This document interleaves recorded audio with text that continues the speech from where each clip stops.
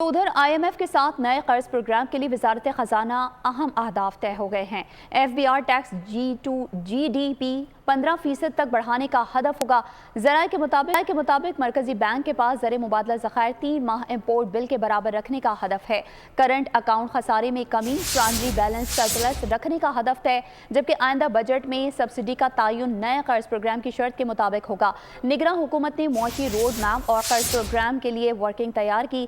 मज़ीद तफसीलात जानेंगे उमर हयात खान से। जी उमर, बताइए। जी बिल्कुल, IMF के साथ नए कर्ज प्रोग्राम के लिए वजारत खजाना की जो वर्किंग है वो तकरीबन मुकम्मल हो चुकी है और अहम अहदाफ तय किए जा चुके हैं। FBR tax to GDP ratio जो है वो 15% तक बढ़ाने का हदफ होगा और मरकजी बैंक के पास ज़र मुबादला ज़खायर जो है वो 3 माह इम्पोर्ट बिल के बराबर रखने का हदफ सामने आया है। करंट अकाउंट खसारे में कमी, प्राइमरी बैलेंस सरप्लस रखने का हदफ भी तय किया गया है और आइंदा बजट में सब्सिडी का तयन भी नए कर्ज प्रोग्राम की शर्त के मुताबिक होगा।